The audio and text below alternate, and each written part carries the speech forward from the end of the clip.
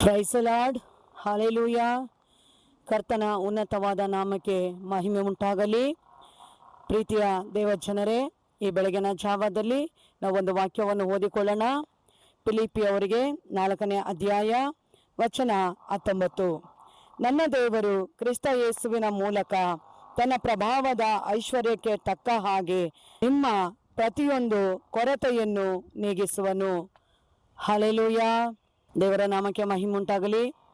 ಪ್ರೀತಿಯ ದೇವಜನರೇ, ಈ ಬೆಳಗಿನ ಜಾವದಲ್ಲಿ ಕರ್ತನು ಹೇಳುತ್ತಿದ್ದಾನೆ, ನಿಮ್ಮ ಕೊರತೆಗಳನ್ನು ನೀಗಿಸುತ್ತಾನೆ ಎಂದು.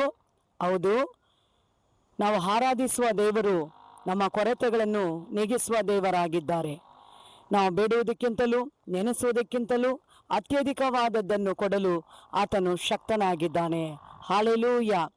ಪ್ರೀತಿಯುಳ್ಳ ದೇವಜನರೇ, ನಾವು ರಕ್ಷಣೆ ಹೊಂದಿದ್ದೀವಿ ಮತ್ತು ಪ್ರಾರ್ಥನೆ ಮಾಡ್ತೀವಿ, ಸಭೆಗಳಿಗೆ ಹೋಗ್ತೀವಿ.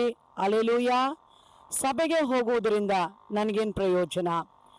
ಸಭೆಗೆ ನಾನು ಯಾಕೆ ಹೋಗ್ತೀನಿ ಅಂತ ನಮ್ಮಲ್ಲಿ ಹಲವಾರು ಪ್ರಶ್ನೆಗಳನ್ನು ಕೇಳ್ತಾರೆ. ಹೌದು ಪ್ರಿಯ ದೇವಜನರೇ, ನಾವು ಆಲಯಕ್ಕೆ ಹೋಗುವುದು, ಆಲಯದಲ್ಲಿ ದೇವರು ಅತ್ಯುನ್ನತವಾದ ಆಶೀರ್ವಾದಗಳನ್ನು ಇಟ್ಟಿದ್ದಾರೆ. ನಮ್ಮ ಕೊರತೆಗಳನ್ನು ನೀಗಿಸುವಂಥ, ನಮ್ಮ ಸಮಸ್ಯೆಗಳಿಗೆ ಪರಿಹಾರವನ್ನು ಕೊಡುವಂಥ ಸಭೆ ನಮ್ಮ ಯೇಸು ಕ್ರಿಸ್ತನ ಶರೀರವಾಗಿದೆ. ಹಲ್ಲೆಲೂಯಾ. ಇದಕ್ಕೆ ಒಂದು ಉದಾಹರಣೆ ಅಂದರೆ ಅನ್ನಳ ಜೀವಿತ.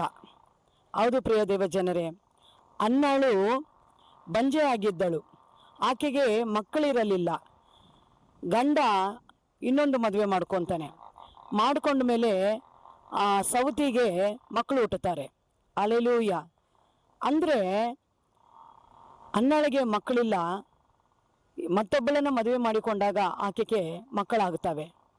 ಆಕೆ ಏನು ಮಾಡ್ತಾಳೆ? ಅನ್ನಳನ್ನು ನೋಯಿಸ್ತಾಳೆ, ರೇಗಿಸ್ತಾಳೆ, ಕೆಣಕ್ತಾಳೆ. ಯೆಹೋವನು ನಿನ್ನನ್ನು ಬಂಜೆಯನ್ನಾಗಿ ಮಾಡಿದ್ದಾನೆ ಎಂದು ಯಾವಾಗಲೂ ಆಕೆ ಅನ್ನಳನ್ನು ತುಂಬ ದುಃಖ ಪಡಿಸ್ತಾ ಇದ್ಲು. ಆದರೆ ಅನ್ನಳು ತನ್ನ ಮನೋವೇದನೆಯನ್ನು, ನನ್ನ ದುಃಖವನ್ನು, ನನ್ನ ಸಮಸ್ಯೆಗಳನ್ನು ಯಾರ ಬಳಿ ಹೇಳಿಕೊಳ್ಳಲಿ? ಯಾರು ನನ್ನ ಕೊರತೆಗಳನ್ನು ನೀಗಿಸುತ್ತಾರೆ ಎಂದು ಆಕೆ ಒಂದು ದಿನ ಏನು ಮಾಡಿದ್ಲು? ದೇವ ಆಲಯವನ್ನು ಹುಡುಕಿ ಹೋದ್ಲು. ದೇವ ಆಲಯ ನಮ್ಮ ಮನೋಭಾರವನ್ನೆಲ್ಲ ಒಯ್ದು ಬಿಡುವಂಥ ಸ್ಥಳವಾಗಿದೆ. ನಮ್ಮ ಸಮಸ್ಯೆಗಳಿಗೆ ಪರಿಹಾರವನ್ನು ಕೊಡುವಂಥ ಸ್ಥಳವಾಗಿದೆ. ಪ್ರಿಯ ದೇವಜನರೇ, ಅನ್ನಳು ಆಲಯದಲ್ಲಿ ಹೋಗಿ ಆಕೆ ಏನು ಮಾಡ್ತಾ ಇದ್ದಾಳೆ? ಏಕಾಂಗಿಯಾಗಿ, ಒಂಟಿಯಾಗಿ, ಜೊತೆಯಲ್ಲಿ ಯಾರೂ ಇಲ್ಲ. ಆಕೆ ದುಃಖ ತುಂಬಿದ ಹೃದಯದಿಂದ ಕರ್ತನ ಆಲಯದಲ್ಲಿ ಹೋಗಿ ಆಕೆ ಅಳುತ್ತಾ, ಗೋಳಾಡುತ್ತಾ ಪ್ರಾರ್ಥನೆ ಮಾಡ್ತಾಳೆ. ದೇವರ ಹತ್ರ ಪ್ರಾರ್ಥನೆ ಮಾಡ್ತಾಳೆ. ಅನ್ನಳಿಗೆ ಒಂದು ಕಡೆ ನೋಡುವಾಗ ಸೌತಿಯಿಂದ ಅನೇಕ ಸಮಸ್ಯೆಗಳು, ಮತ್ತೊಂದು ಕಡೆ ನೋಡುವಾಗ ಮಕ್ಕಳಿಲ್ಲ ಎಂಬ ಒಂದು ಚಿಂತೆ, ಈ ಗೇಲಿ, ಅವಮಾನ, ಹಾಸ್ಯಗಳು ಈಕೆನ ಬಹಳ ನೋಯಿಸುತ್ತೆ. ಇದನ್ನೆಲ್ಲ ನಾನು ಯಾರ ಬಳಿಯಲ್ಲಿ ಹೇಳಿಕೊಳ್ಳಲಿ? ಯಾರ ಹತ್ರ ಹೋಗಿ ನನ್ನ ಭಾರವನ್ನು ಒಯ್ದು ಬಿಡಲಿ ಎಂದು ಚಿಂತೆ ಮಾಡುತ್ತಿರುವಾಗ ಅವಳಿಗೆ ಒಂದು ಆಲೋಚನೆ ಒಳೆಯಿತು. ಆಕೆ ಏನು ಮಾಡ್ತಾಳೆ? ಒಡನೆ ಎದ್ದು ದೇವ ಆಲಯವನ್ನು ಹುಡುಕಿಕೊಂಡು ಹೋದ್ಲು. ಹೋಗಿ ಆಲಯದಲ್ಲಿ ಒಬ್ಬಳೇ ಆಕೆ ಏನು ಮಾಡ್ತಾ ಇದ್ದಾಳೆ? ಒಂಟಿಯಾಗಿ ದೇವರ ಪಾದದಲ್ಲಿ ತನ್ನ ಹೃದಯದಲ್ಲಿರುವಂಥ ನೋವು, ಭಾರ, ದುಃಖ, ಕಷ್ಟ ಎಲ್ಲವನ್ನು ಕಣ್ಣೀರಿನಿಂದ ಆಕೆ ಏನು ಮಾಡ್ತಾ ಇದ್ದಾಳೆ? ದೇವರ ಪಾದದಲ್ಲಿ ಸುರಿಸ್ತಾ ಇದ್ದಾಳೆ. ದೇವರು ಆಲಯದಲ್ಲಿದ್ದಾನೆ. ಹೌದು ಪ್ರಿಯ ದೇವಜನರೇ, ನಾವು ಸಭೆಗೆ ಯಾಕೆ ಹೋಗ್ತೀವಿ ಅಂದರೆ, ಸಭೆ ನಮ್ಮನ್ನು ಸಂತೈಸುವಂಥ ಒಂದು ಸ್ಥಳವಾಗಿದೆ, ನಮ್ಮನ್ನು ಸಮಾಧಾನ ಪಡಿಸುವಂಥ ಒಂದು ಸ್ಥಳವಾಗಿದೆ. ಸಭೆಯಲ್ಲಿ ನಾವು ಹೋಗುವಾಗ ಸಭೆಯಲ್ಲಿ ನಾವು ಅನೇಕ ಆಶೀರ್ವಾದವನ್ನು ಹೊಂದಿಕೊಳ್ಳುತ್ತೇವೆ. ದೇವಜನರೇ, ಅನ್ನಳು ಅದೇ ರೀತಿಯಾಗಿ ತನ್ನ ದುಃಖ ತುಂಬಿರುವಂಥ ಹೃದಯವನ್ನು ದೇವರ ಆಲಯದಲ್ಲಿ ಹೋಗಿ ಒಯ್ದು ಬಿಟ್ಲು. ಒಡನೆ ಏನು ಮಾಡಿದ್ರು? ದೇವರು ಅನ್ನಳ ಪ್ರಾರ್ಥನೆ ಕೇಳಿದ್ರು. ಆಕೆಯ ಮನೋವ್ಯಥೆಗಳನ್ನೆಲ್ಲ ದೇವರು ನೀಗಿಸಬೇಕೆಂದು ಅನ್ನಳನ್ನು ಸಂತೈಸಿ ಅನ್ನಳನ್ನು ಆಶೀರ್ವದಿಸಿ ಅನ್ನಳಿಗೆ ಒಂದು ಗಂಡು ಮಗುವನ್ನು ಕೊಟ್ಟನು. ಹಲ್ಲೆಲೂಯಾ. ಇವತ್ತು ಲೋಕದಲ್ಲಿ ನೋಡುವಾಗ ಸಮಾಧಾನ ಇಲ್ಲ, ಸಂತೈಸುವಿಕೆ ಇಲ್ಲ. ಯಾರ ಹತ್ರ ಹೋಗಿ ನನ್ನ ಕಷ್ಟನ ಹೇಳೋಣ, ಯಾರು ನನ್ನ ಸಮಸ್ಯೆಗಳಿಗೆ ಪರಿಹಾರ ಕೊಡ್ತಾರೆ, ಎಲ್ಲಿ ಹೋದರೆ ನನಗೆ ಬಿಡುಗಡೆ ಸಿಗುತ್ತೆ ಅಂತ ಅನೇಕರು ಇವತ್ತು ಅಲ್ಲಿ ಇಲ್ಲಿ ಹುಡುಕುತ್ತಾ ಓಡ್ತಾರೆ. ಇಲ್ಲ ಪ್ರಿಯ ದೇವಜನರೇ, ನಮ್ಮನ್ನು ಕೈ ಬೀಸಿ ಕರೆದಿರುವಂಥ ದೇವರು ಒಬ್ಬ ಇದ್ದಾನೆ. ಆತನು ನಮ್ಮನ್ನು ಗಮನಿಸ್ತಾ ಇರ್ತಾನೆ, ನಮ್ಮನ್ನು ನೋಡ್ತಾ ಇರ್ತಾನೆ. ಯೇಸು ಆಲಯದಲ್ಲಿ ಹೋಗಿ ನಾವು ಕಣ್ಣೀರಿನಿಂದ ಪ್ರಾರ್ಥನೆ ಮಾಡುವಾಗ ಯೇಸು ಸ್ವಾಮಿ ನಮ್ಮ ದುಃಖ ತುಂಬಿರುವಂಥ ಹೃದಯವನ್ನು ಗಮನಿಸ್ತಾನೆ.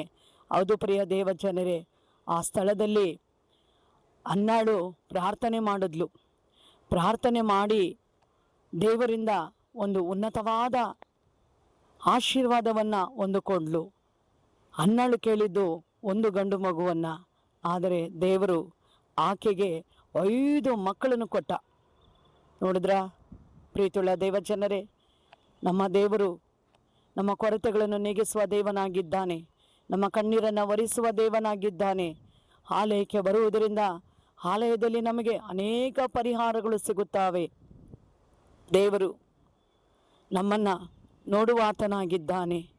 ಪ್ರೀತಿಯುಳ್ಳ ದೇವಜನರೇ, ಆಲಯದಲ್ಲಿ ಅನೇಕರು ಬಂದು ಬಿಡುಗಡೆಗಳನ್ನು ಹೊಂದಿಕೊಳ್ತಾರೆ, ಅನೇಕರು ಅದ್ಭುತಗಳನ್ನು ಕಾಣುತ್ತಾರೆ. ಇದೇ ರೀತಿಯಾಗಿ ನಾವು ಸತ್ಯವೇದದಲ್ಲಿ ನೋಡುವಾಗ ಮತ್ತೊಂದು ಉದಾಹರಣೆ ಉಂಟು. ಅಂದರೆ ನಡುಬಗ್ಗಿ ಹೋಗಿರುವಂಥ ಗೂನಿ ಆಕೆ ಆಲಯದಲ್ಲಿ ಬಂದು ದೇವರನ್ನು ಸ್ತುತಿಸುವಾಗ ಆಕೆ ನೆಟ್ಟಗಾದಳು. ಹೌದು ಪ್ರಿಯ ದೇವಜನರೇ, ಎಲ್ಲಿ ನಮಗೆ ಸಮಾಧಾನ ಸಿಗೋದಿಲ್ಲ, ಪರಿಹಾರ ಸಿಗೋದಿಲ್ಲ, ಬಿಡುಗಡೆ ಸಿಗೋದಿಲ್ಲ.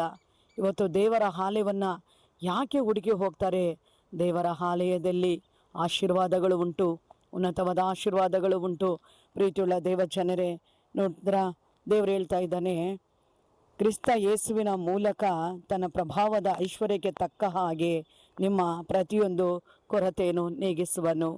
ಹೌದು ಪ್ರೀತಿಯುಳ್ಳ ದೇವಜನರೇ, ನಮ್ಮ ಕೊರತೆಗಳನ್ನು ನೀಗಿಸುವಂಥ ದೇವರು ಒಬ್ಬನಿದ್ದಾನೆ. ಆತನೇ ಕರ್ತನಾದ ಯೇಸು ಕ್ರಿಸ್ತನು, ನಿಮ್ಮ ಕಣ್ಣೀರನ್ನು ಒರೆಸುವ ದೇವನಾಗಿದ್ದಾನೆ.